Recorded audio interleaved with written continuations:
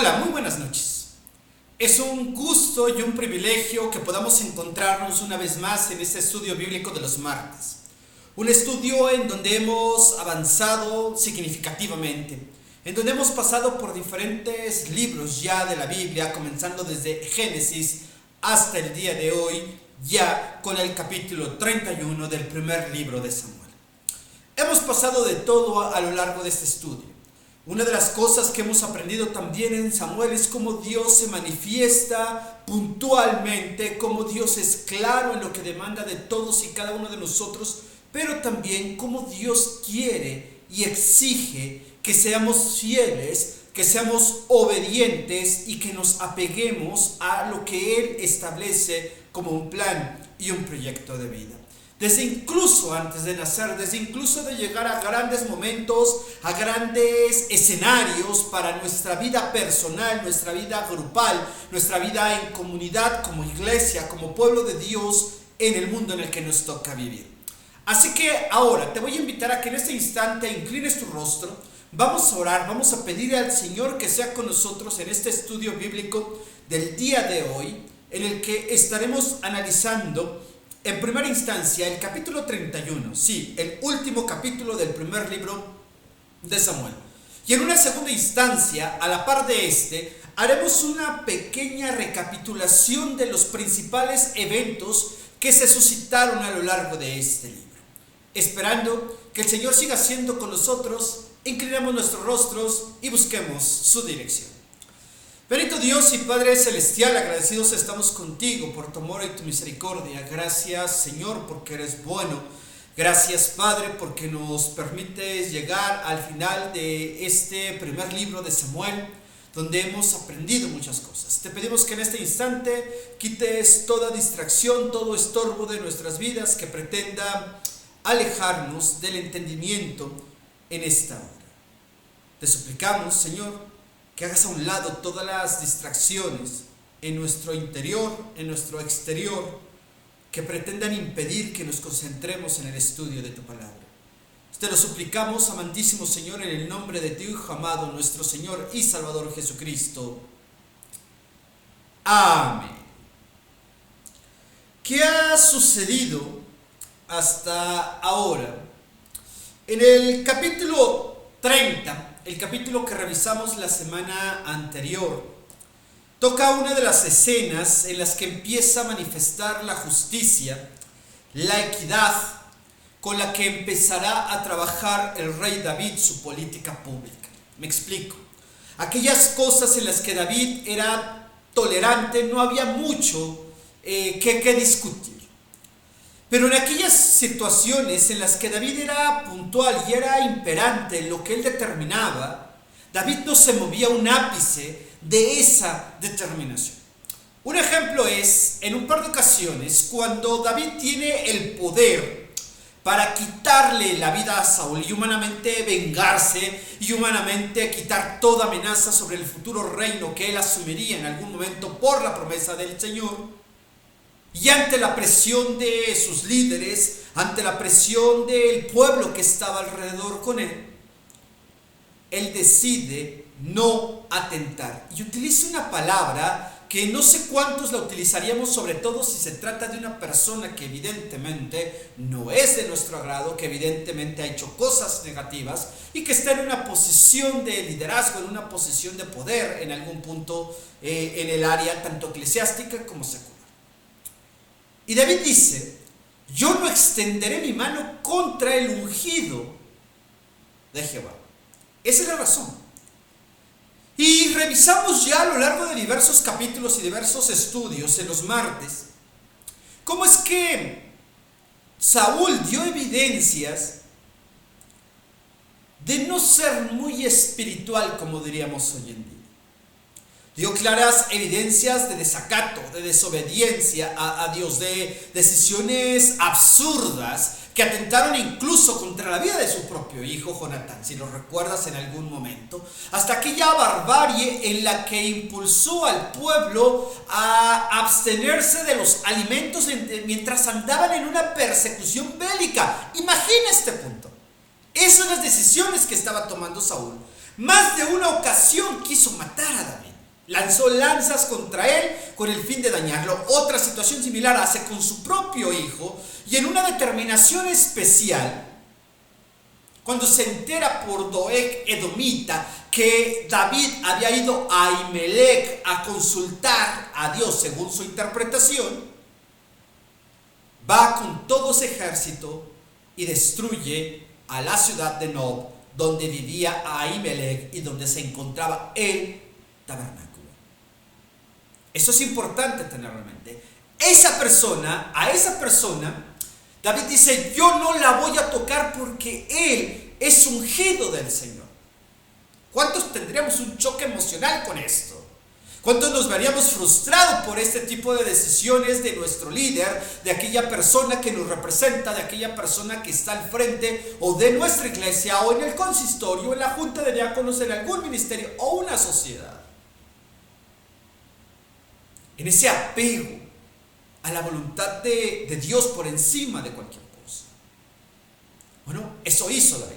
Y si en algún momento a alguien le quedaba dudas acerca de lo que esto representaba, David les dice: solamente que sea Jehová quien le quite la vida, que sea Saúl el que la pierda en la batalla, que venga el enemigo y lo destruya. Eso es la voluntad de Dios. Mientras eso no pase, yo no voy a extender. Y le perdono mi mano contra él, y le perdona 2 veces la vida.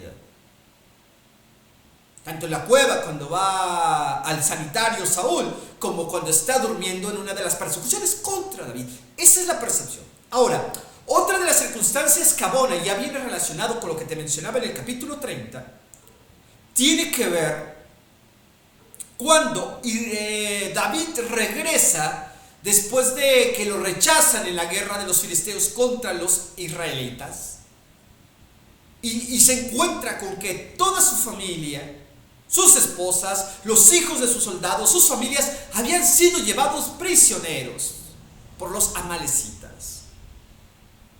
Y en ese instante pasa una escena muy cruel, muy dura, emocionalmente hablando, espiritualmente complicada, compleja, porque dice que el pueblo, sus soldados que le habían jurado lealtad, aquellos que estaban con él, pensaron en quitarle la vida a David, en acabar con él, porque lo responsabilizaban de lo que había acontecido.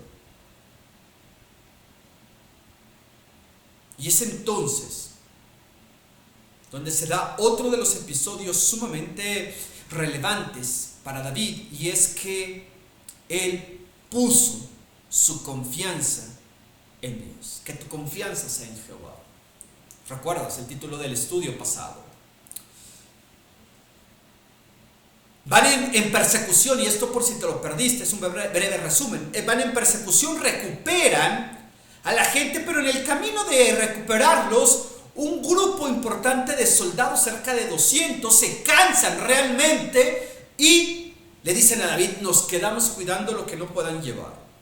David continúa la pelea, David va y avanza en la pelea y se encuentra con ellos, recupera, regresan, pero cuando van regresando, los soldados perversos que andaban con él, fíjate, soldados perversos, no pierdas de vista, porque en el capítulo, en la segunda carta, segundo libro de Samuel, vamos a tener un evento con David, spoiler, por ahí dirían, con Joab, uno de sus generales, y que va a tener un momento difícil y va a tener que tomar una determinación seria David al respecto. Bueno, esos hombres le dijeron: no les vamos a dar nada, no pelearon, no es justo, nosotros sí nos cansamos, nosotros sí trabajamos, nosotros sí hicimos la tarea, y ellos simplemente cómodamente se sientan y quieren recibir la recompensa.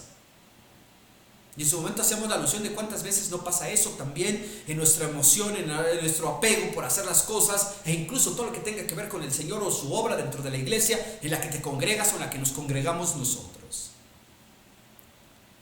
Y David dice: no, hermanos, no hagamos esto.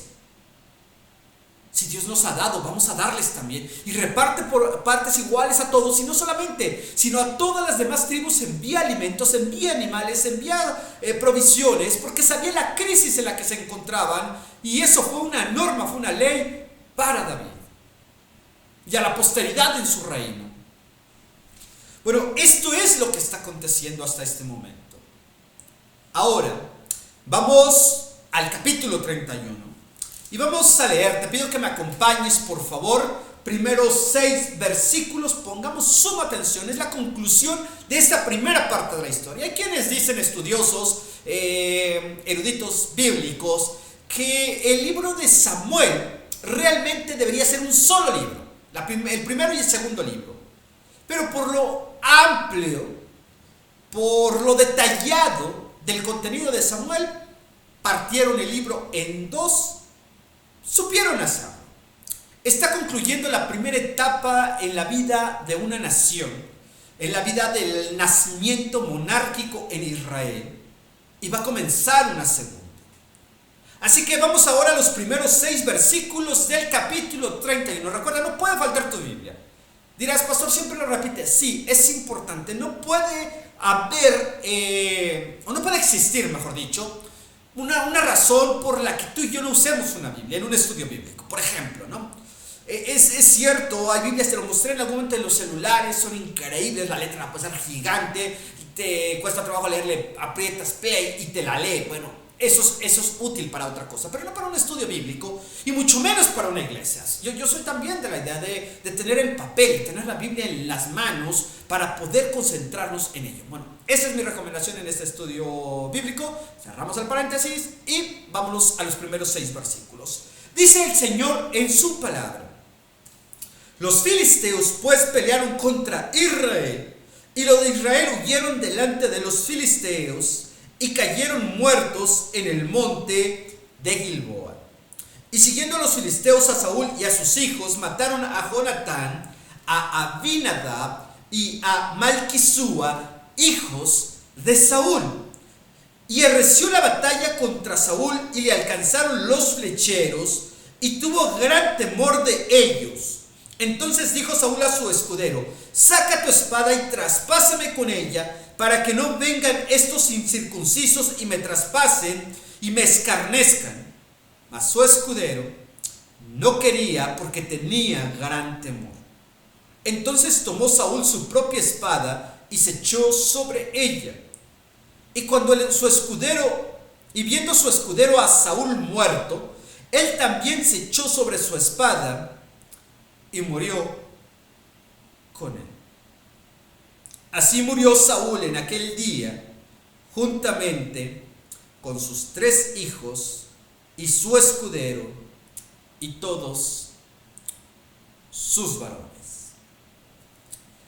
Esta es una de las partes que podemos considerar más duras, más tristes para cualquier persona. En algún momento te explicábamos a lo largo de este estudio que no podemos alegrarnos, no podemos disfrutar la tragedia y el dolor ajeno, aun y cuando creamos que se lo merece, aun y cuando creamos que es justo que lo esté viviendo, aun y cuando entendamos que están cosechando lo que sembraron. ¿Por qué razón? Porque en nuestro interior, en nuestro corazón, debe imperar siempre el temor, debe imperar siempre la misericordia y debe imperar siempre la gratitud, porque Dios ha sido bueno para con nosotros.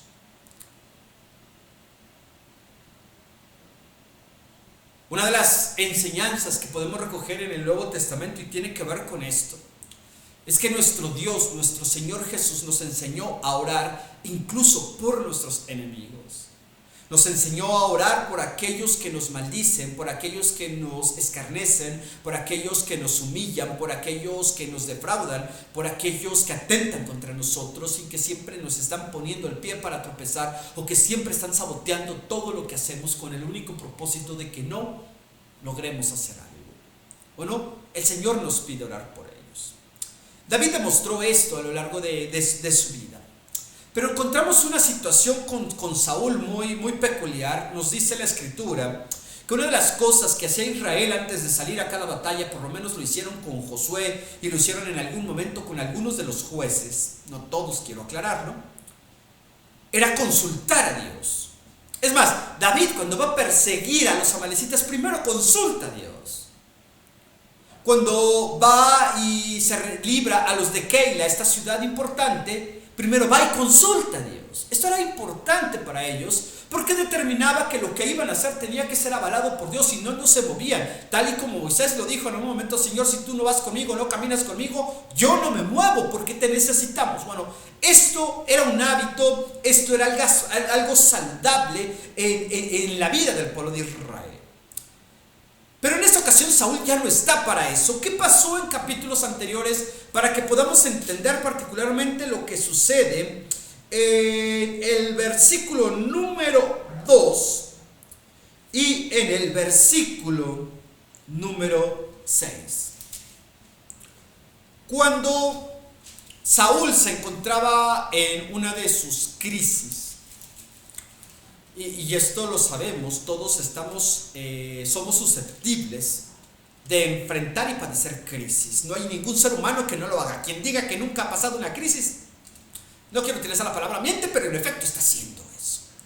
¿Qué es una crisis? Son situaciones que no manejamos del todo, situaciones en las que no reaccionamos favorablemente siempre, aunque nos lo parezca que sí lo estamos haciendo, y sobre todo cuando tiene repercusiones en nuestro entorno, en nuestras relaciones, o incluso en nuestro ánimo y en nuestro entusiasmo por buscar a Dios, por servir a Dios o por trabajar en la obra dentro de la iglesia. Eso entra dentro de la definición o abarca el concepto de la crisis.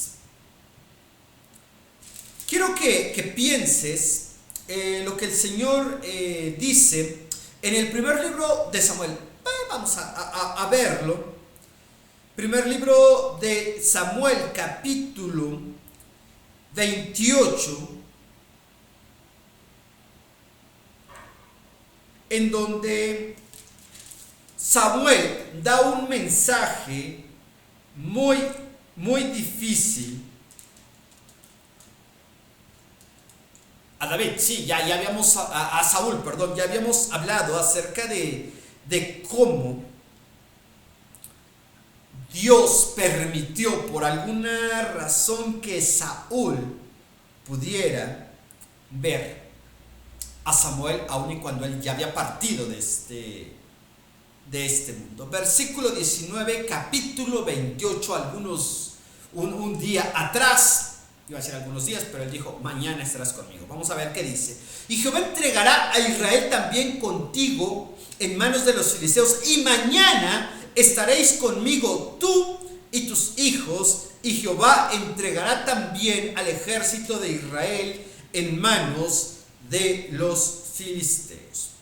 Capítulo 31, versículo 1 dice que los filisteos pelearon contra Israel y los de Israel huyeron. Y siguiendo a los filisteos mataron a Jonatán, Abinadab y Malquisúa, hijos de Saúl.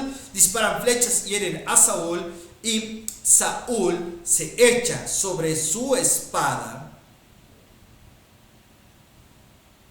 y murió. Y el versículo 6 lo resume de esta manera: así murió Saúl en aquel día, juntamente con sus 3 hijos y su escudero y todos sus varones. Esto, además de ser un hecho histórico, tiene la puntualidad de una profecía. La profecía era el mensaje que venía de parte de Dios y que era puntual literalmente en todas sus señales. Había profecías algo, no quiero decir ambiguas, pero no tan claras, que podían decir: se va a cumplir en este tiempo, puede cumplirse en este otro tiempo, o va incluso más para adelante. Pero había profecías que eran claras, con señales, en las cuales Dios había determinado que habría de acontecer. Y justo en el capítulo 28, versículo 19, encontramos la profecía que Samuel establece con respecto a Saúl y le dice: mañana tú y tus hijos estarán conmigo, y el pueblo será entregado en manos de los filisteos. Dirás: sí, pero pasó una guerra donde David persigue y todo eso. Dice: mientras esto pasaba del lado de acá, en el escenario A, en el escenario B, mismo tiempo, mismo día, misma fecha, está la situación de Saúl. Y en este momento, ¿qué nos debe recordar a ti y a mí como creyentes, hermanos y hermanas? Sé que lo hacemos, no estoy diciendo que no lo hagas, no estoy diciendo que no lo hagamos en la iglesia. Sí tenemos en claro que lo que Dios dice se cumple. Dios no es hombre para que mienta, ni hijo de hombre para que se arrepienta. Y eso nos llena de satisfacción, nos llena de claridad cuando queremos apelarnos a un testigo, o queremos apelar a un testigo incorruptible, a un testigo fiel. Y en este caso colocamos a nuestro Dios en ese punto, y nos llena de fervor, nos llena de entusiasmo saber que Dios cumple sus promesas. Pero ¿sabes qué? También Dios es puntual. También Dios es puntual sobre las cosas que nos advierte no deben suceder en nuestra vida, ni tienen que estar presentes en nuestra relación con Dios, no tienen que estar presentes en nuestra relación familiar, no tienen que estar presentes en nuestra relación eclesiástica como hermanos en Cristo dentro de la misma comunidad de fe, o con otras comunidades, o el lugar en la ciudad donde nosotros nos encontremos. Dios demanda que seamos obedientes a su palabra, que seamos fieles por completo, no parcialmente. Lo hemos aclarado en algún punto. Si yo le mando a uno de mis hijos, ¿sabes qué? Ve y recoge esto inmediatamente,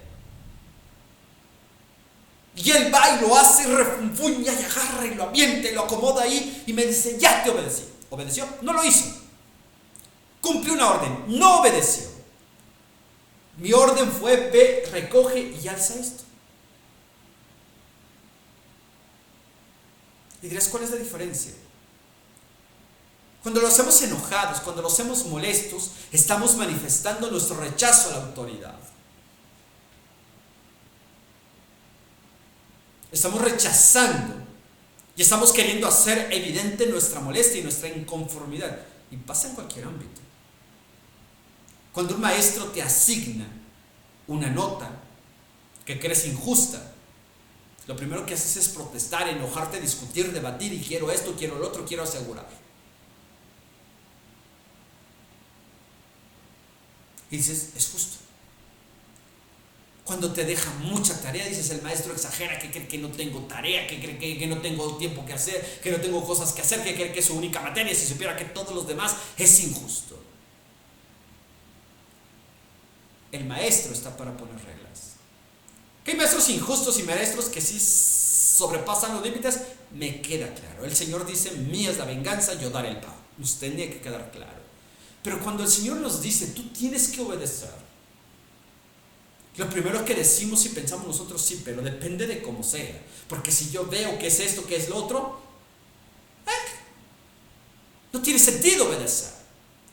Saúl consideró esta parte en su vida, consideró el hecho de que la obediencia dependía de ciertos eventos.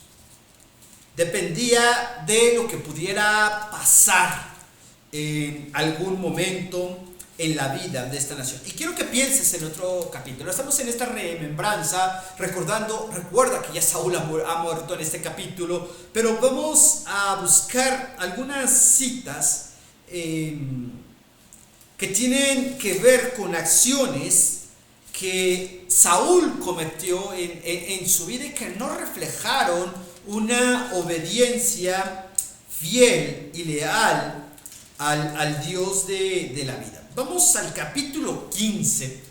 Necesito que me ayudes a buscarlo. Esta vez sí, recuerda, otra vez te digo, no lo leas, yo lo leo. No, esta vez acompáñame, por favor. Capítulo 15.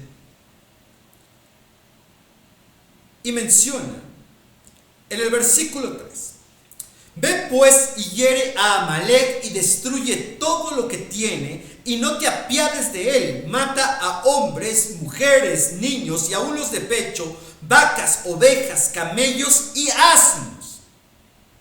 La destrucción que Dios había ordenado a Saúl tenía que ser absoluta, tenía que ser total, tenía que ser sobre todo lo que se encontrara a su paso, porque Dios había dado esa orden. Pero ¿qué sucede? Versículo 9 del mismo capítulo 15. Y Saúl y el pueblo perdonaron a Agag y a lo mejor de las ovejas, del ganado mayor y de los animales engordados, de los carneros y de todo lo bueno, y no lo quisieron destruir, mas todo lo que era vil y despreciable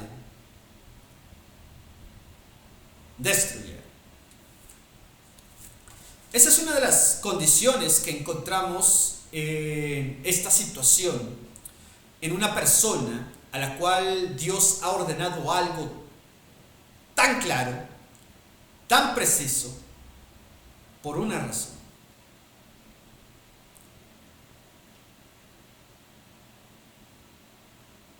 Tenían que obedecer. Mil preguntas pueden saltar a la mente: si era justo, qué culpa tenían, qué pasaba con los niños, qué pasaba con las niñas, qué pasaba con la gente inocente, qué pasaba con muchas cosas de acuerdo a la perspectiva de quien pueda interpretar o de quien pueda hacer este tipo de preguntas. Pero hay algo que no tenemos los seres humanos. Aun y cuando la tecnología, las cámaras de estos dispositivos celulares de visión 360, que te permite ver una periferia de toda la imagen, un panorama amplio, siempre estás en un punto. Y ese punto te impide ver los 360 grados al mismo tiempo. Vas girando la imagen, vas viendo partes que no veías, pero sigues dejando de ver otras. No tienes la pantalla completa. Cuando Dios ordenaba la destrucción de una nación, cuando Dios ordenaba la destrucción de un pueblo, cuando Dios ordenaba la obtención de cierto tipo de cosas, cuando Dios ordenaba el cumplimiento de ciertas normas y leyes, Él tenía el escenario completo. Tal y como sucedió en Sodoma y Gomorra, recuerdas, no voy a entrar en muchos detalles, pero sabes que ahí pasó y dijo: la maldad de ellos ha llegado hasta mí, ya se ha elevado a un grado máximo, y toma una decisión el Señor. En esta ocasión había dicho exactamente lo mismo Dios a Saúl: vas a ir a este lugar y vas a destruir absolutamente todo. Y sin embargo, cuando llegan a la batalla, vencen y cumple la parte. Pero cuando ve los borreguitos listos para la barbacoa, las vacas listas para la carne de res y todo lo que ello implicaba, y otro tipo de animales agradables, bonitos, se podían vender, podían comercializarse para el alimento de ellos, deciden perdonarlos. Y cuando el Señor le cuestiona a través de Samuel, versículo 15, en el capítulo 15, y Saúl respondió: de Amalec los han traído porque el pueblo perdonó lo mejor de las ovejas y de las vacas para sacrificarlas a Jehová tu Dios, pero lo demás lo destruimos. ¿Obedecemos al Señor, hermanos, completamente? No lo hacemos. Amarás a tu prójimo como a ti mismo. Una de las normas del Señor. Lo amo mientras lo vea. Pero si no lo veo, puedo decir: uy, si supieras cómo es Martín Lijona, mira, fíjate, esto es lo otro, así, pero se para ahí con la corbata y se las da como si de veras fuera muy obediente y fiel a Dios. Tú estás amando al prójimo. Cuando dices: yo quiero servir y obedecer totalmente a Dios, y yo no hago esto, pero murmuras, pero saboteas, pero le gritas al que se te atravesó en la calle y al que no prendió la direccional,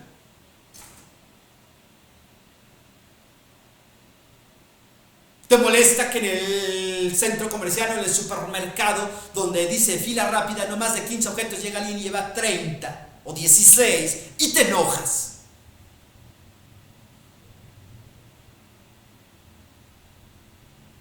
Cuando están haciendo una cosa y otra cosa y otra cosa y tú llevas prisa y el tráfico parece no moverse y de pronto te están hablando y de pronto todo el mundo quiere que hagas y no tienes ni tiempo para ti. Y encima al pastor se le ocurre hacer 1000 actividades en la iglesia los fines de semana cuando son para descansar o para solucionar todos sus conflictos.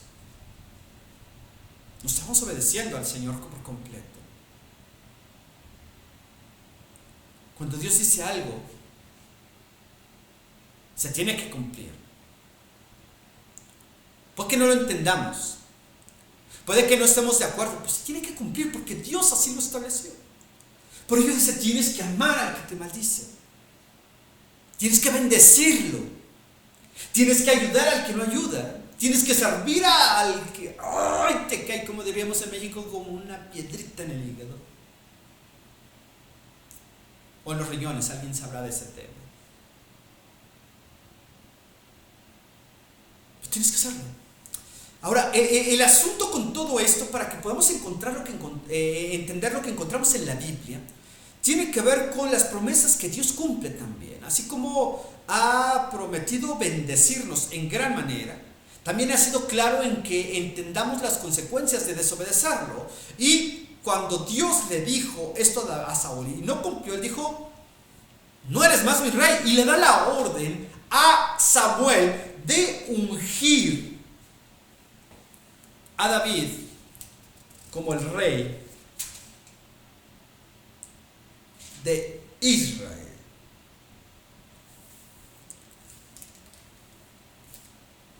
Versículo 1 del capítulo 16, en esta serie de remembranzas, porque creo que uno de los personajes del que podemos aprender muchísimo, muchísimo en serio, es de Saúl.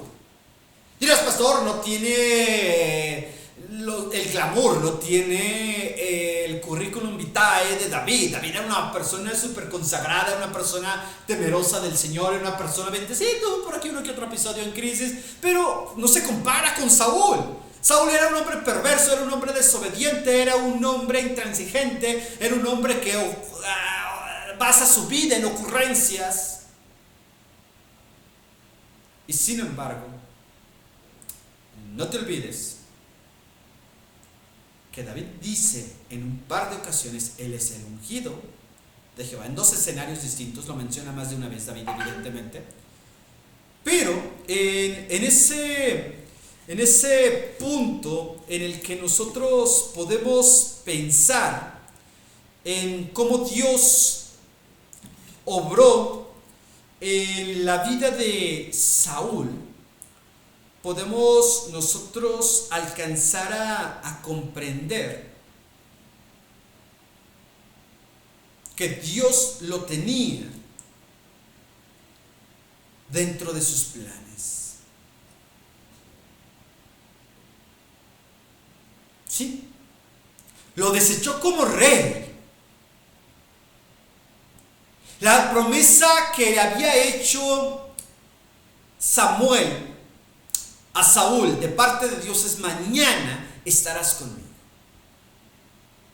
Y para quien dice: bueno, si iba a morir, todos iban a morir. No. Samuel no estaba diciendo: te vas a ir a otro lugar, vas a estar conmigo. Y Samuel había cumplido y había partido a la presencia del Señor y estaba con el Señor. Viaje especial Ultra Plus que el Señor le concede por alguna razón. No se da a menudo esto. E incluso hay una parábola en el Nuevo Testamento sobre el rico y el Lázaro, donde el Señor prohíbe rotundamente esto, lo que hace todavía más especial lo que aconteció con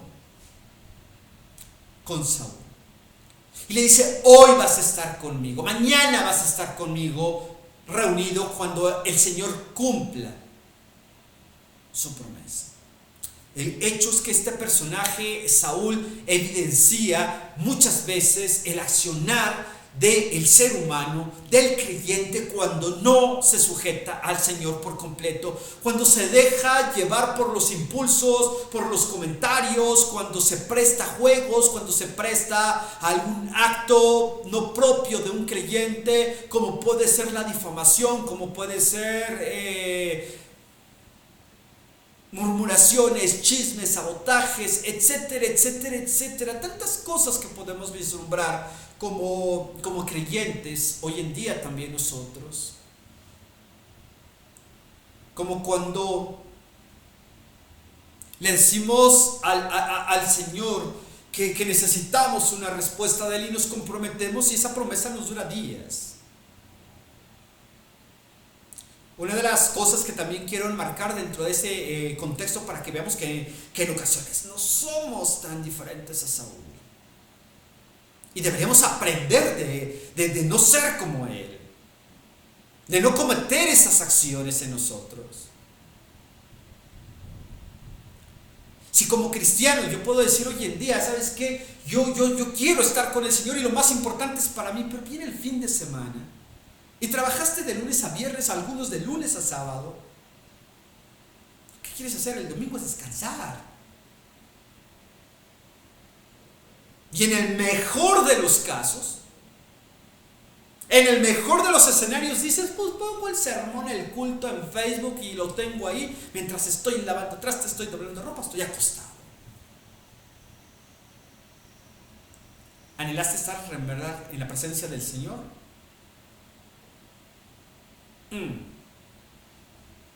Respóndete tú mismo.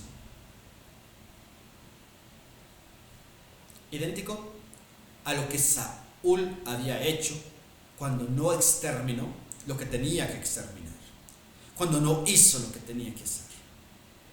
Dice uno de los salmos extraordinarios, me parece que es el 133, ¿sí?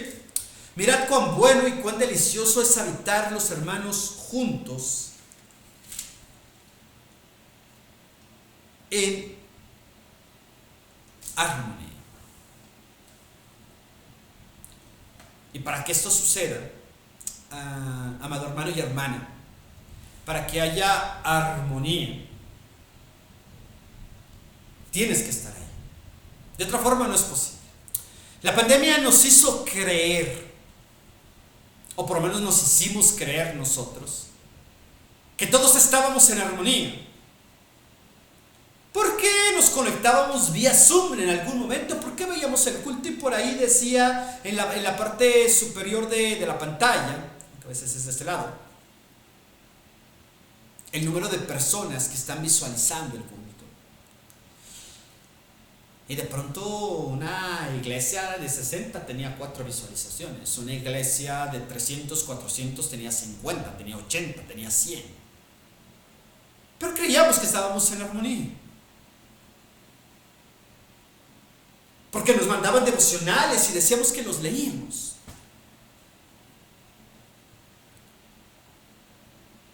Pero llegó marzo, abril del 22 y la asistencia a los cultos, ¿qué crees? No fue al 100%. Empezamos a notar más diferencias. Empezamos a tener más dificultades. Ya nos era más difícil tolerar a una persona que hacía sus comentarios, que hacía bromas, que ponía publicaciones, que hacía muchas cosas que no van de acuerdo a lo que ahora estabas viviendo, porque para algunos era importante una cosa y para otros lo era otra cosa. Y de pronto entendimos que no vivíamos totalmente en armonía.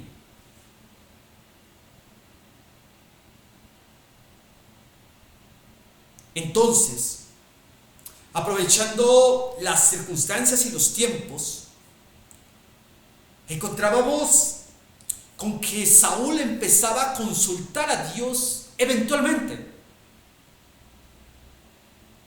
Es como si hoy nosotros vamos al templo eventualmente.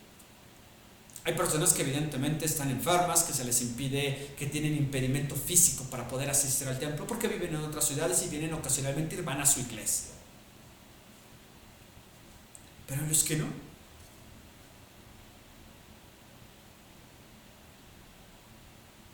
Tenemos razones diferentes para llevar al cumplimiento lo que Dios determina en nuestras vidas. Y ese fue un problema de Saúl. Saúl creyó obedecer. Y perdona, y ese perdonar animales, fíjate lo absurdo. Perdonó la vida de animales. Hizo la parte más cruel, más dura, de exterminar a un pueblo, una región, una aldea, una ciudad. Pero perdonó animales.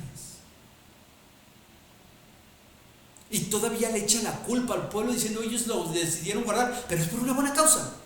No me juzgues, es por una buena causa. Lo vamos a presentar en un sacrificio. Dios es perfecto, Él pide lo mejor de nosotros, ¿no?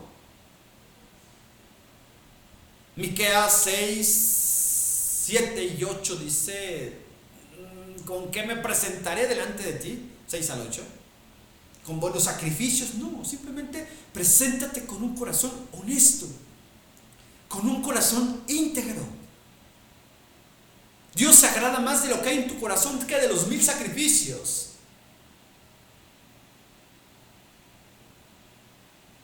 Eso es lo que agrada al Señor. Hombre, Él te ha declarado lo que es bueno y que pide Jehová de ti: solamente hacer justicia, amar misericordia y humillarte ante tu Dios.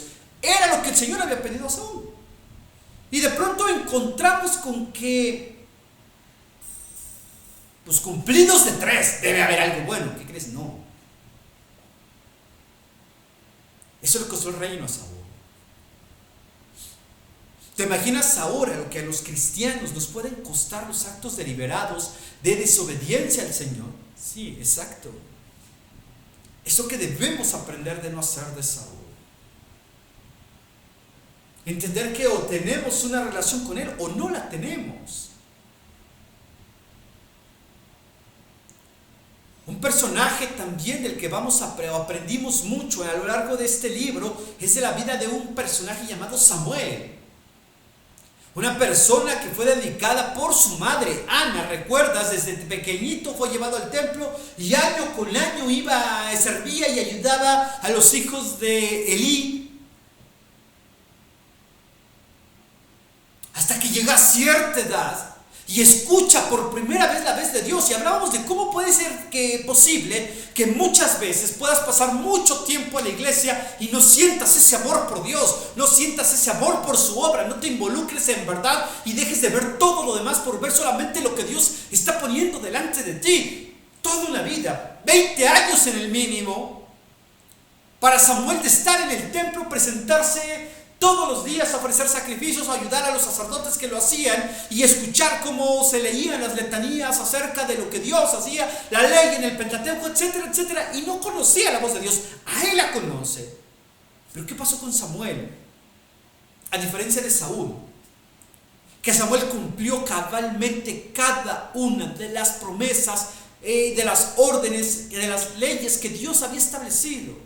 Cuando él tenía que hablar, hablaba. Cuando él tenía que hacer, hacía. Muchas veces, como en el caso de David, cuando el Señor manda a ungir a Samuel a David, y dice: oye, espérame, sí, Señor, pero si Saúl se entera me va a matar, tengo miedo por mi vida. Y el Señor le da la respuesta.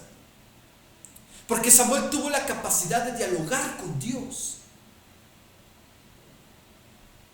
Algo que olvidamos hacer a menudo. Presuponemos lo que nos va a decir, presuponemos lo que Él piensa, presuponemos lo que probablemente pueda hacer su voluntad antes de entrar en un diálogo con Dios. Samuel sí lo hacía.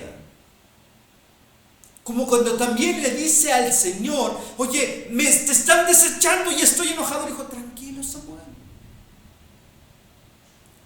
No te están desechando a ti, me están desechando a mí. Tú déjame, yo me encargo. Va y le dice: nombra a Saúl como mi rey. Y Samuel advierte, ¿recuerdas este evento trágico? Vamos a buscarlo para que también vayamos recordando esa parte en las promesas que el Señor hace a través de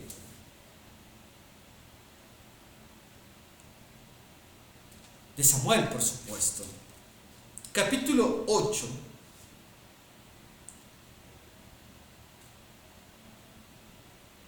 Versículos 9, lo que el Señor dice: ahora pues oye su voz, mas protesta solemnemente contra ellos. Y muéstrales cómo les tratará el rey que reinará sobre ellos. Y refirió Samuel todas las palabras de Jehová al pueblo que le había dicho, que le había pedido el rey. Dijo: así hará el rey que reinará sobre vosotros, tomará a vuestros hijos, los pondrá en carros, en gente de a caballo, para que corran delante de él. Nombrará jinetes de miles y jefes de cincuentenas, y asimismo hará que aren sus campos, sieguen sus mes. Tomará también a vuestras hijas para que sean perfumadoras, cocineras, amasadoras. Asimismo tomará lo mejor de vuestras tierras, de vuestras viñas, olivares, y las dará a sus siervos. Diezmará vuestro gano, vuestras viñas, diezmará también vuestros rebaños, y seréis sus siervos. Y clamaréis aquel día a causa de vuestro rey, que os habréis elegido, mas Jehová no responderá aquel día. Pero el pueblo no quiso oír la voz de Samuel, y dijo: no, sino que habrá rey sobre nosotros, y nosotros seremos también como todas las naciones, y nuestro rey nos gobernará, y saldrá delante de nosotros y hará nuestras guerras. Regresando al tiempo presente en el escenario de Saúl. Versículo 7 al final del capítulo 31. Y los de Israel que eran del otro lado del valle y del otro lado del Jordán, viendo que Israel había huido y que Saúl y sus hijos habían sido muertos, dejaron las ciudades y huyeron, y los filisteos vinieron y habitaron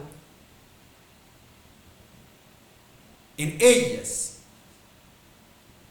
Aconteció al siguiente día que viniendo los filisteos a despojar los muertos, hallaron a Saúl y a sus 3 hijos tendidos en el monte de Gilboa, y le cortaron la cabeza y le despojaron de las armas, y enviaron mensajeros por toda la tierra de los filisteos para que llevaran las buenas nuevas al templo de sus ídolos y al pueblo. Y pusieron sus armas en el templo de Astarot y colgaron su cuerpo en el muro de Bet-San.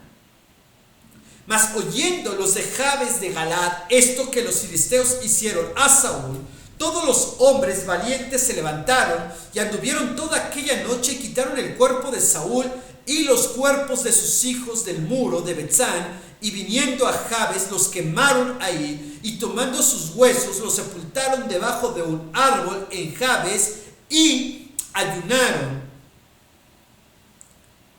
7 días.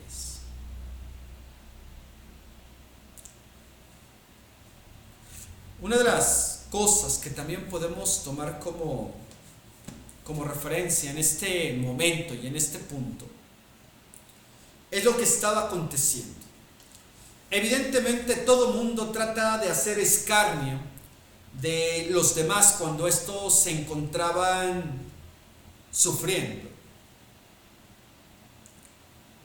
Y cuando la pérdida en la batalla es total,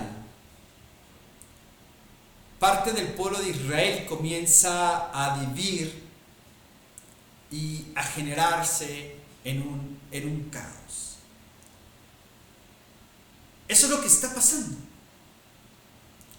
El pueblo de Israel empieza a huir, abandona sus ciudades, han perdido toda esperanza.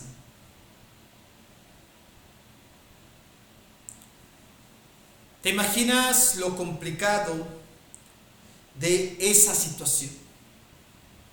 Sí. No había esperanza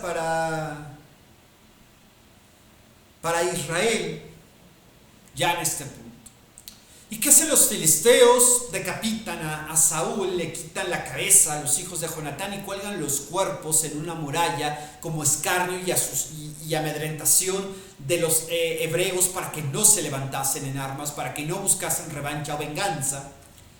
Y un grupo, una comunidad interesante de Jabes de Galad, una parte de Israel interesante. Jabes fue un personaje que confió en Dios, que oró a Jehová y el Señor lo bendijo en gran manera. Es un versículo poderosísimo que tiene mucho en su entorno para demostrar lo que pasa cuando pones toda tu confianza y depositas toda tu fe en el Dios vivo. Eso es lo que pasó con los de Jabes, con Jabes en el pasado. Su descendencia ve la tragedia, ve a Saúl, y sabes que Saúl no los trató siempre con dignidad. Saúl era una persona que ya no tenía contento a nadie. Saúl era el rey que nadie quería tener. Saúl era la persona que menos debió llegar al poder según la crítica y según los medios informativos de Israel de esa época. Y de pronto dice que fueron valientes y acudieron toda la noche y quitaron el cuerpo de Saúl y los cuerpos de sus hijos. Los creman, los sepultan y hacen duelo por 7 días. Sí, por una persona que los había maltratado, por una persona que había cargado de opresión a su propio pueblo. Eso es lo que está pasando. Eso es lo que pasó en la vida de un personaje que, como diríamos en la actualidad, partió sin pena ni gloria de este mundo. Y no solamente él, también sus hijos, también Jonatán, aquel gran amigo de David, aquella persona que confió en Dios por encima de cualquier cosa, aquel personaje que se atrevió a confrontar a su padre y decirle: no, mi lealtad es con Dios, y Dios ha elegido a David. De hecho, es Jonatán el personaje en el reinado de Saúl y fuera de David que logra la victoria más sonora, más grande, más impactante en todo ese tiempo y en el mucho tiempo por delante. Y dentro de todo esto también empezamos a notar ciertos detalles en la vida de una figura emergente como lo es David.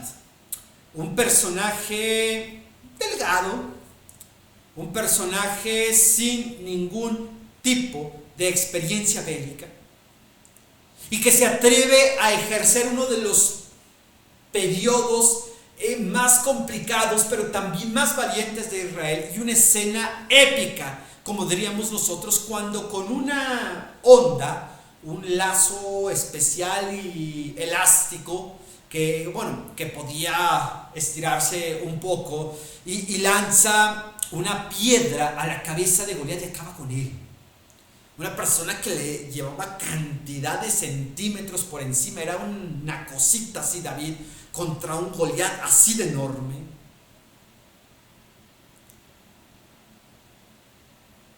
Y él le dice: mas yo vengo a ti en el nombre de Jehová de los ejércitos.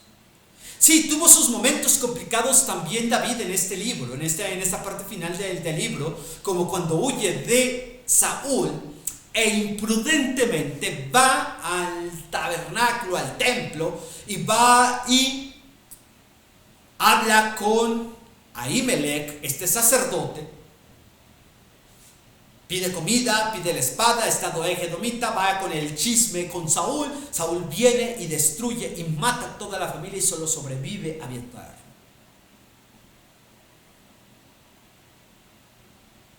Supo David también, por supuesto, encauzar a las personas que le siguieron, personas que estaban endeudadas, personas que estaban angustiadas y personas que estaban amargadas de espíritu. Acabamos de hablarte hace un momento de los perversos que le dijeron: no, estos no ayudaron, estos no sirvieron. Eran amargados de espíritu. ¿Qué más podían hacer? ¿Qué más podía esperar David de ellos? Y sin en cambio David actúa con sabiduría. Y un par de escenas, un par de capítulos que nos dejan enmarcados lo que va a pasar con David. Capítulo 22, versículo 3 en particular, ese me impactó muchísimo. Tú dirás: pastor, ¿qué versículo se queda con usted de todo el libro? Hay muchísimos interesantes, pero este me impacta y es uno de mis favoritos. En el capítulo 22, versículo 3. Es más, como dinámica, déjanos en los comentarios cuál fue tu versículo favorito, o haznoslo llegar posterior a que veas el video mientras lo buscas en tu Biblia, evidentemente. ¿Cuál fue tu versículo favorito de este capítulo, versículo del primer libro de Samuel? El mío, 22:3, porque menciona: y se fue David de allí a Mizpa de Moab, y dijo al rey de Moab: yo te ruego que mi padre y mi madre estén con vosotros, hasta que sepa lo que Dios hará de mí. Hasta que sepa lo que Dios hará de mí.